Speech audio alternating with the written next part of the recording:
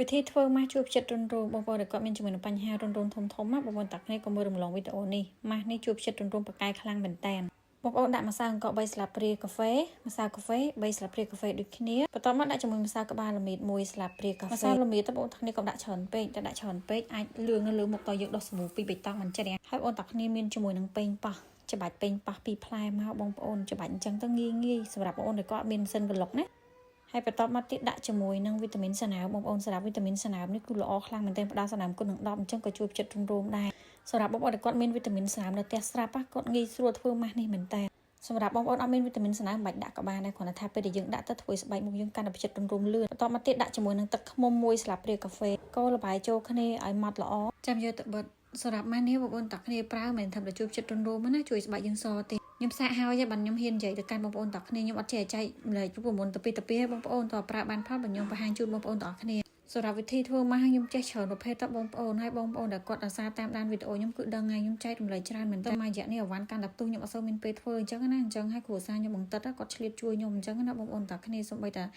លាយម៉ាស់លាយអីហ្នឹងក៏គាត់អ្នកធ្វើអ្នកថតវីដេអូដែរសំបីតាប្រើនៅលើមុខក៏គាត់ជួយប្រើខ្ញុំដែរបងប្អូនទាំងគ្នាហើយមិនមែនតែខ្ញុំទេណាបងប្អូនស្រីខ្ញុំស្រីនិតក៏គាត់ប្រើដែរមុខសិតតែទុនសាឡូងទាំងអត់ពីបិទមកហើយលាងមុខចេញគាត់មកលាបជាមួយនឹងស្រោមដុសកោសិកាអានេះគឺជាសេតដែលគាត់ប្រើជាប្រចាំបងប្អូនទាំងគ្នាសម្រាប់ស្រោមដុសកោសិកាដាក់កន្លែងណាគឺអលងកន្លែងហ្នឹងលាបតែស្រោមដុសកោសិកាក៏បានមុខស្អាតដែរតែបើសិនជាបងប្អូនមានជាមួយនឹងគ្រីមសរ៉ាយទៀតអូយបងប្អូនណានិយាយពីថាអូយមិនដឹងថានិយាយថាម៉េចមុខស្អាតខ្លាំងមែនតើហ្មងគ្រីមសរ៉ាយលើផ្ទុះសាហាវខ្លាំងមែនតើតែពេលបានប្រើទៅស្បែកមុខជើងក្មេងពិតបងប្អូនទាំងនេះជួយផ្ចិតរុំរោមជួយផ្ដល់សំណើមជួយបតឹងស្បែកមុខបំបត្តិមុនបំបត្តិស្នាមបកាលេខ1ផ្ដល់វីតាមីនផ្ដល់សំណើមផ្ដល់ជាតិទឹកយើងពេញមួយថ្ងៃហ្មងណាហើយបងប្អូនទាំងនេះត្រូវចាំថាស្បែកជើងពេលដែលមានសំណើមអត់ចេះស្ងួតបញ្ហាជ្រួញបញ្ហាជាប់100វាអត់ចេះកើតឡើងផ្ដេសផ្ដាស់ទេអញ្ចឹងហើយទៅបានជាមួយដែលគាត់ប្រើប្រាស់ជាមួយនឹងឈុតមុខស្អាតជាមួយនឹងគ្រីមសរ៉ាយនិងវីតាមីនសំណើមស្រោមដុសកោសិកាអីហ្នឹងមុខគាត់ក្មេងៗមែនតើមុខគាត់ងាយចាស់ទេមនុស្សប្រុសលាបផ្លែកលឿនជាងមនុស្សស្រីទៀតហើយតើតើនឹងការបិទម៉ាស់ក៏ដូចគ្នាដែរបងប្អូនទាំងគ្នាបើយើងអាសាបិទម៉ាស់មួយសប្តាហ៍បានម្ដងសាច់មុខយើង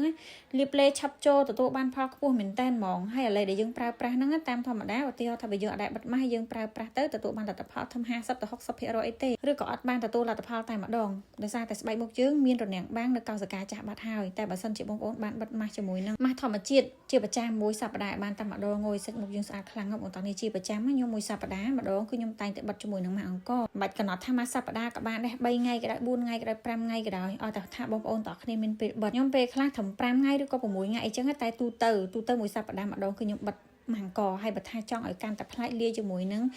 ម្សៅកាហ្វេបន្តិចមកសាច់មុខយើងកាន់តែស្អាតកាន់តែទន់ហ្មងបងប្អូនអត់មានកាហ្វេមិនបាច់លាយដូចខ្ញុំក៏បានដែរជាទូទៅខ្ញុំបិទអត់ដែរសើលាយអីទេបងប្អូនអ្នកខ្ញុំលាយតែទឹកធម្មតាដោយសារម៉ាំងកវាសម្បូរទៅដោយវីតាមីននិងសារធាតុចិញ្ចឹមជាច្រើនចម្រាញ់ចេញពីវត្ថុធាតុដើមធម្មជាតិសុទ្ធសាធដោយវត្ថុធាតុដើមធម្មជាតិទាំងអស់ហ្នឹងសុទ្ធតែជំនួយស្បែកមុខរបស់យើងឲ្យក្មេងជាងវ័យជំរុញកោសិកាចាស់បានល្អអត់កាត់ស្បែកមុខទេណាហើយធ្វើឲ្យស្បែកមុខយើងគឺតឹងហាប់ណាស់ជំរុញមុនសាច់មុនកាមបកាយលេខ1ហ្មងបងប្អូនហើយមួយទៀតធ្វើឲ្យស្បែកមុខយើងសមួយកម្រិតផ្ចិតរុនរោបំបត្តិស្នាមកាត់បន្ថយស្នាមជាប់100បានចាស់ប៉ាកែមែនតែនហ្មងបន្ទាប់ពីបិទម៉ាស់ហើយបងប្អូនទាំងអស់គ្នាមកជួបជាមួយនឹងវីតាមីនស្នាមបន្ថែមទៀតផលិតផលថ្មីបងប្អូនផ្ទុះសាហាវចេះទៅខ្ញុំចេញអីក៏ផ្ទុះដែរបងប្អូនជាទូទៅមួយដែលគាត់ធ្លាប់ប្រើផលិតផលខ្ញុំគឺគាត់ដឹងពីគុណភាពគាត់អត់សួរនាំច្រើនទេគាត់ដឹងហើយថាខ្ញុំមិនងាយចេញផលិតផលផ្ដេសផ្ដាស់ទេមួយដឹងមួយតែខ្លឹមកាន់តែផ្ទុះខ្ញុំអត់សូវមានពេលធ្វើអញ្ចឹងណាអញ្ចឹងហើយគ្រួសារខ្ញុំបង្តិតគាត់ឆ្លៀតជួយខ្ញុំអញ្ចឹងណាបងប្អូនតាគ្នាសូម្បីតែលាយម៉ាស់លាយអីហ្នឹងក៏គាត់អ្នកធ្វើអ្នកថតវីដេអូដែរសំបីតាប្រើនៅលើមុខក៏គាត់ជួយប្រើខ្ញុំដែរបងប្អូនទាំងគ្ន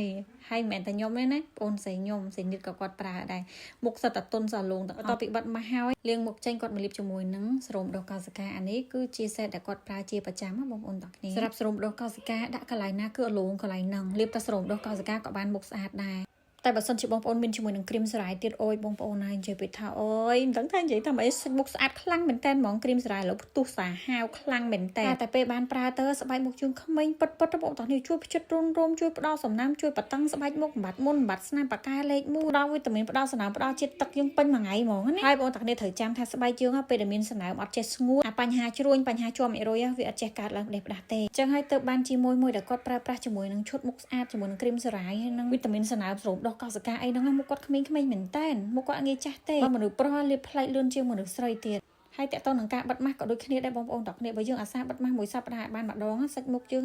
លាបលេឆាប់ចូលទទួលបានផលខ្ពស់មែនតែនហ្មងហើយឥឡូវដែលយើងប្រើប្រាស់ហ្នឹងតាមធម្មតាឧទាហរណ៍ថាបើយើងអត់ដែលបិទម៉ាស់យើងប្រើប្រាស់ទៅទទួលបានលទ្ធផលធំ50ទៅ60%អីទេឬក៏អត់បានទទួលលទ្ធផលតែម្ដងដោយសារតែស្បែកមុខយើងមានរនាំងបាំងនៅកោសិកាចាស់បាត់ហើយតែបើសិនជាបងប្អូនបានបិទម៉ាស់ជាមួយនឹងម៉ាស់ធម្មជាតិជាប្រចាំមួយសប្តាហ៍បានតែម្ដងងយសាច់មុខយើងស្អាតខ្លាំងណាស់បងប្អូនជាប្រចាំខ្ញុំមួយសប្តាហ៍ម្ដងគឺខ្ញុំតែងតែបិទជាមួយនឹងម៉ាស់អង្គរមិនបាច់កំណត់ថាម៉ាស់សប្តាហ៍ក៏បានដែរ3ថ្ងៃក៏ដែរ4ថ្ងៃក៏ដែរ5ថ្ងៃក៏ដែរឲ្យតែថាបងប្អូនតើគ្នាមានពេលបិទខ្ញុំពេលខ្លះត្រឹម5ថ្ងៃឬក៏6ថ្ងៃអីចឹងតែទូទៅមួយសប្តាហ៍ម្ដងគឺខ្ញុំបិទម៉ាំងកហើយបើថាចង់ឲ្យកាន់តែប្លែកលាយជាមួយនឹង